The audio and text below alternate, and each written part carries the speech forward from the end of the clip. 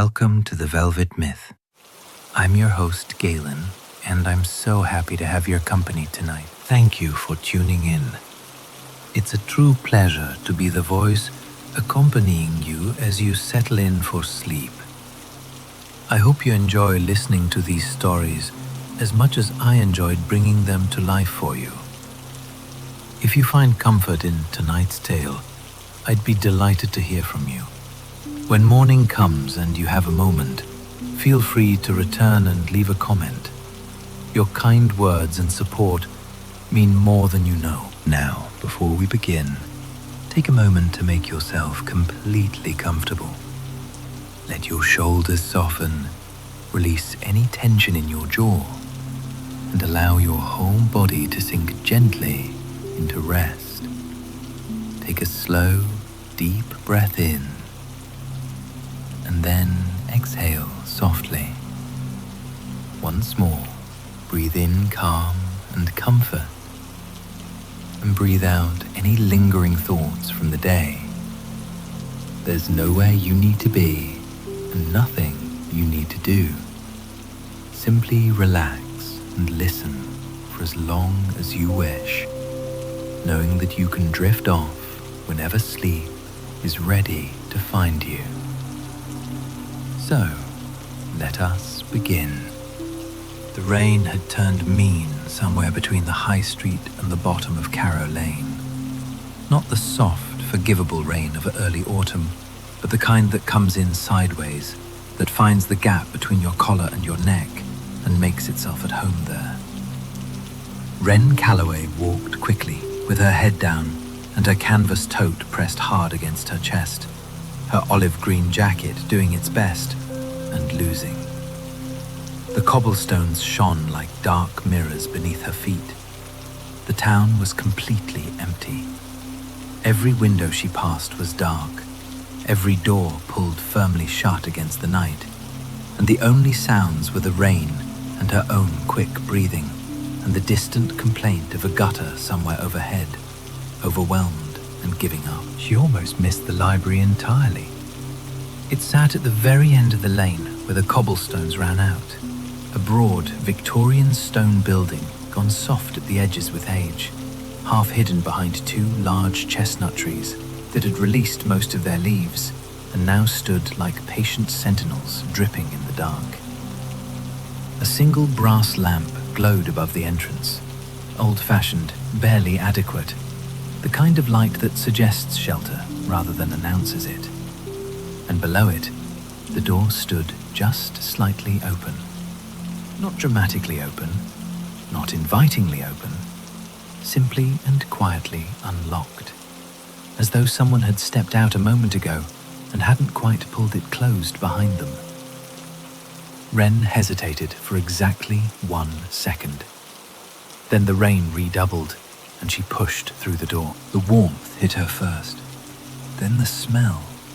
Cedar and old paper and something faintly sweet she couldn't immediately name, like dried flowers pressed between pages for decades. The door swung closed behind her with a soft, decisive click, and the storm was instantly translated into something else entirely. A low, continuous drumming against the tall, arched windows that lined the walls, steady and hushed, more lullaby than weather.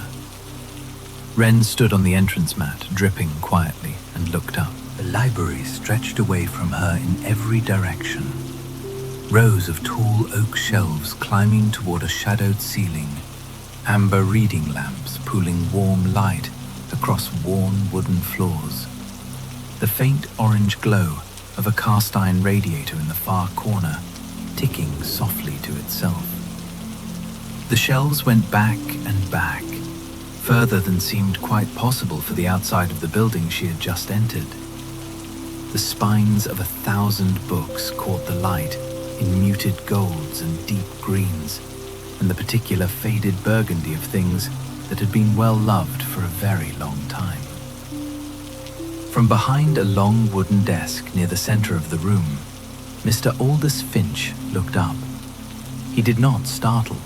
He did not furrow his brow at the wet stranger standing on his entrance mat at this hour. He simply looked up from whatever he had been reading, and his grey eyes behind their round tortoiseshell spectacles held an expression of such unhurried recognition that Wren felt, absurdly, as though she were the one who was late. "There's a coat hook just to your left," Mr. Finch said, his voice barely above a whisper. "And you're welcome to stay until it eases." He said it the way someone says, "of course," not as an offer, really, but as a fact being gently confirmed. Wren exhaled slowly. Behind her, the rain continued to fall. Mr. Finch was already reaching for the kettle. The kettle made a low, contented sound as Mr. Finch lifted it from behind the desk, an ancient thing, cream-coloured, with a hairline crack along its base, clearly cherished in the way only well-used objects can be. He poured without ceremony, the steam rising in a slow curl toward the amber lamplight above. The mug he set before Wren was wide and plain and warm to the touch before she even reached for it. She wrapped both hands around it and felt something in her shoulders drop that she hadn't realized she'd been holding. "Chamomile," Mr. Finch said, by way of explanation, settling back onto the tall stool behind the desk. It's what the kettle had in mind. Wren glanced at the kettle. "Does it often have opinions?" "On rainy nights, mostly." The corners of his eyes creased, not quite a smile, but something more comfortable than one. Wren took a slow sip and let her gaze drift toward the windows. The rain was still coming steadily, tracing long, crooked paths down the arched glass, and the town beyond was entirely invisible now, swallowed by dark and weather. Inside, the library breathed around her, the radiator ticking softly in its corner, the occasional low moan of the building settling on its old foundation, the faint whisper of a draft moving through shelves too deep to see from where she stood. "Do you always keep it open this late?" she asked. Mr. Finch considered the question with the same unhurried attention he seemed to give everything. "The door locks when it needs to," he said. Tonight, it didn't. Wren found she didn't have a sensible response to that, so she took another sip of tea instead. Mr. Finch reached beside the desk and lifted a book, slim, cloth-bound, its spine too shadowed to read. He held it loosely, the way one might carry something familiar on a walk. "Rainy nights have a particular character," he said, not looking at the book, but not setting it down either. "They tend to deliver people who've been moving very fast for a very long time. The storm does what busyness never quite manages." He tilted his head slightly. "It makes the world small enough to fit inside one room." Wren felt the truth of it land somewhere quiet and unguarded in her chest.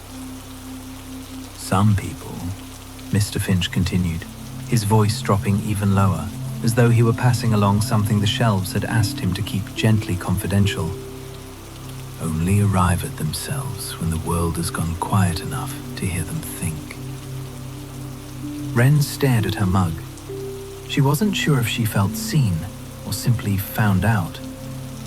After a moment, she decided there might not be much difference.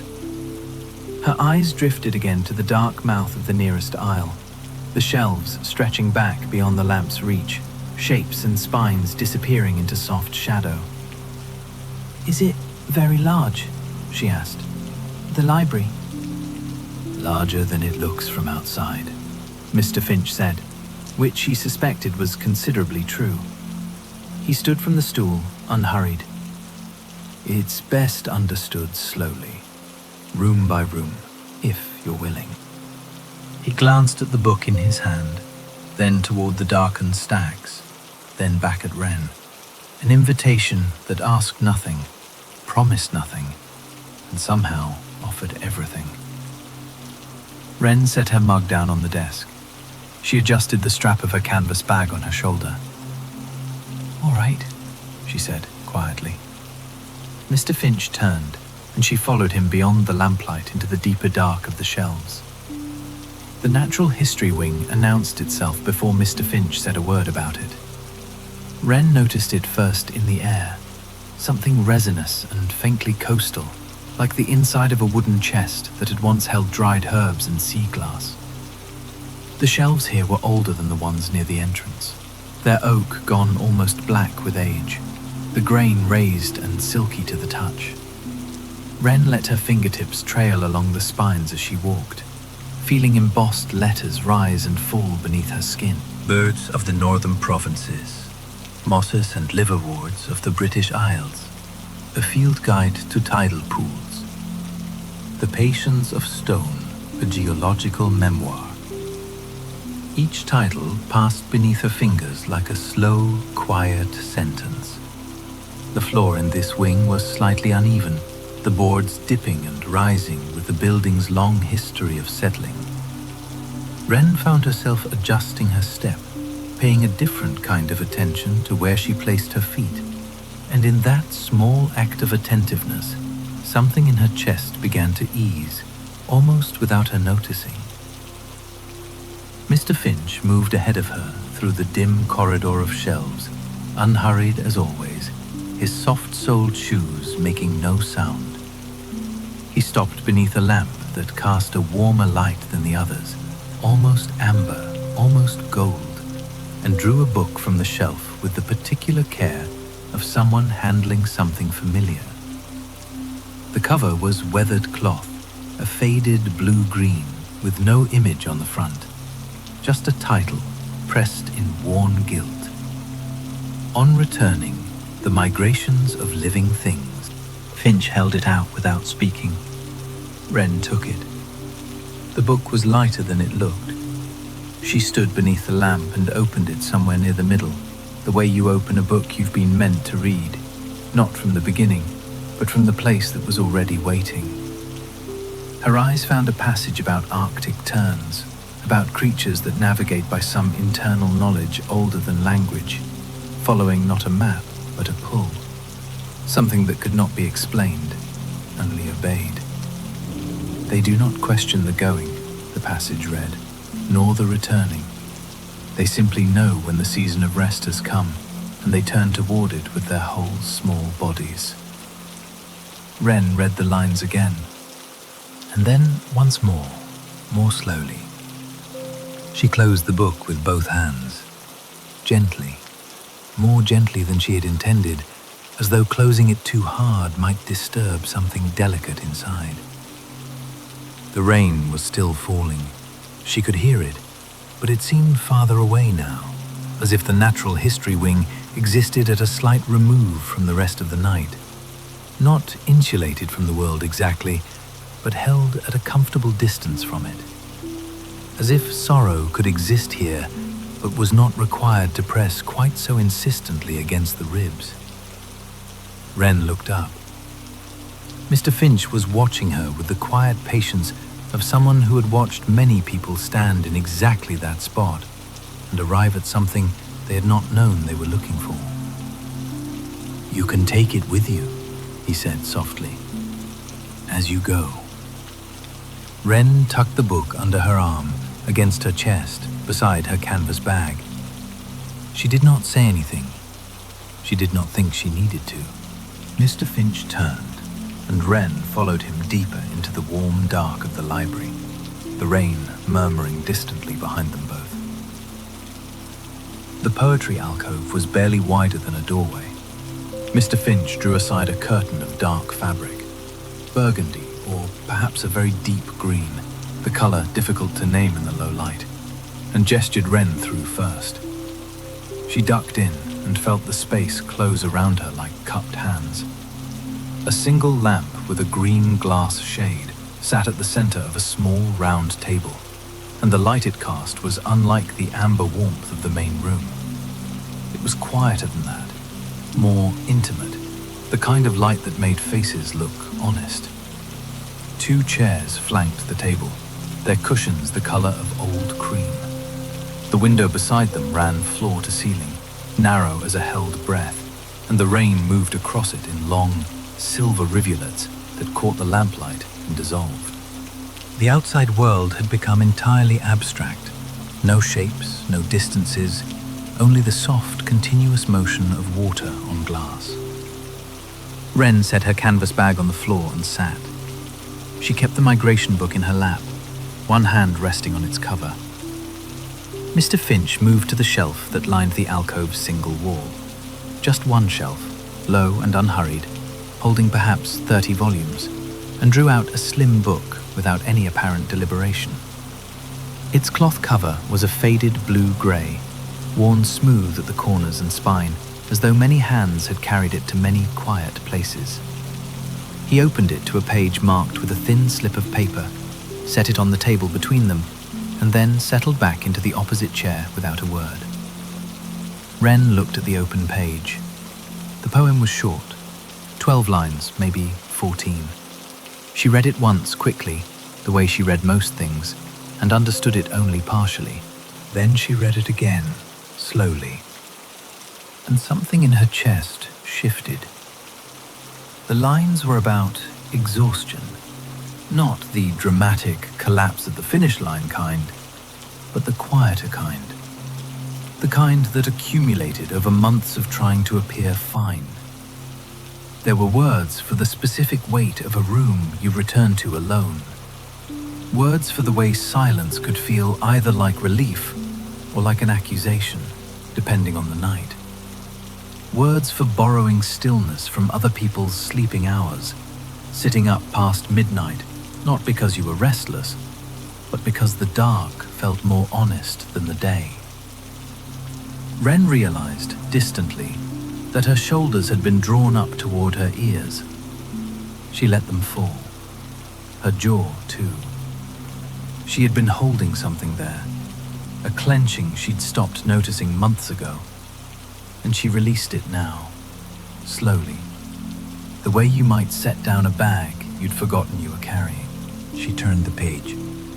Another poem, this one shorter, almost plain in its language, about a room that kept watch, about walls that remembered, about the strange loyalty of ordinary spaces that held you simply because you were there and the night was long. Wren did not cry. She came close. She felt the pressure of it behind her eyes, the faint blur. But what moved through her was softer than grief. It was more like recognition. The feeling of hearing your own name spoken aloud after a long time of not being called anything at all. Mr. Finch waited. He was very good at waiting. When Wren looked up, he gently closed the book and folded his hands over it. "There is," he said, in that unhurried, near whisper, "a softer corner to this building, quieter even than here." He tilted his head slightly. "Would you like to see it?" Wren nodded and picked up her things and followed him back out into the amber dark. Mr. Finch ducked beneath a low archway that Wren had not noticed before. It was tucked behind the last shelf of the poetry alcove, no taller than a door frame in a child's dollhouse, framed by a curtain of faded indigo fabric that hung without ceremony from a brass rod. He held the curtain aside and waited. Wren bent her head and stepped through. The children's corner was not a room exactly. It was more like a pocket, a space carved out beneath the sweep of the library's main staircase, where the ceiling sloped down in a long diagonal and the walls were lined with shelves no higher than Wren's hip. The books there were small and thick-spined and illustrated, their colors worn soft as old flannel. A braided rug in faded ochre and rust covered most of the floor. A single lamp sat on a low table in the corner, its shade the pale amber of candlelight, and beside it, a wicker basket held a loose pile of knitted blankets in cream and sage and the quietest shade of blue. In the center of it all sat a chair. Wren saw it and felt something shift in her chest. It was overstuffed to the point of generosity. upholstered in a fabric that had once been a pattern of small leaves, but had faded now to an almost uniform, soft grey-green. Its arms were wide and low. Its cushions had the deep, settled look of something that had spent decades accommodating tired bodies without complaint. Mr. Finch moved to the nearest shelf and ran his finger along the spines until he found what he was looking for. A slim, illustrated volume, its cover the deep blue of a clear winter night, with small white windows painted across it like scattered stars. He placed it, without comment, on the arm of the chair, then stepped back and folded his hands. Wren sat down. She had not expected the depth of it. The chair received her like something patient and long prepared, and she sank several inches further than anticipated, the cushions rising softly around her. A small sound escaped her. Not quite a laugh, not quite a sigh, somewhere in between. She picked up the book. The pages inside were thick and slightly waxy, the way illustrated books for children always are, and the drawings showed nighttime houses, lit windows, porch lights left on, cats curled on sills, small figures visible through glass at kitchen tables, safe interiors seen from outside, safe exteriors imagined from within. The kind of images that described home not as a place, but as a quality of light. Wren turned the pages slowly. Somewhere around the fourth or fifth spread, she realized that the tote bag had slipped from her shoulder and come to rest on the rug beside her feet. She had not made a decision to set it down. Her hands had simply released it, the way a held breath releases when the body finally remembers it knows how to breathe. She read on. Her shoulders were very low. The lamp made a small, warm circle of the whole corner, and the rain against the angled ceiling above the stairs was gentler here, a closer sound, like something murmured rather than said. Mr. Finch, still standing at the edge of the rug, spoke after a long while. "Would you like to stay here a little longer?" he asked softly. "Or shall we walk once more before you rest?" Wren looked up from the picture book in her lap and said quietly, "Once more." Mr. Finch nodded, as though he had expected precisely that answer, and waited while Wren uncurled herself from the small chair, her knees protesting faintly, her sock feet finding the rug and then the cool floorboards beyond it. She picked up the tote bag almost as an afterthought, looping it over one shoulder with the loose, unguarded motion of someone who has stopped needing it as armor. Finch led her back through the maze of shelves without hurry, choosing a route she hadn't walked before, a narrow passage where the books ran floor to ceiling on both sides, and the titles were too dim to read, so they existed only as texture, as the smell of old binding glue, and something faintly like lavender. The floorboards creaked once under Wren's step. Finch's made no sound at all. Then the passage opened, and Wren stopped. The reading room was small and set apart, as though the library had grown around it accidentally and then decided to keep it. 3 walls of shelves, low and reachable. A single amber lamp on a side table, burning at the particular warmth that turns a room into something closer to the inside of a held hand. And at the far end, positioned to face both the shelves and the night outside, the tallest arched window she had seen yet, its glass running with rain, the town beyond it dim and soft-edged, and barely there at all, as if the storm had gently erased the world to its essentials. The armchair in front of it was wide and deep, upholstered in something the color of old claret. Wren crossed the room without being invited. She sat down, drew her feet up beneath her, and looked out at the rain. It came in long, unbroken lines down the glass. The cobblestones below held small mirrors of lamplight in their puddles, and the trees at the edge of the lane moved slowly in the wind, patient and unhurried.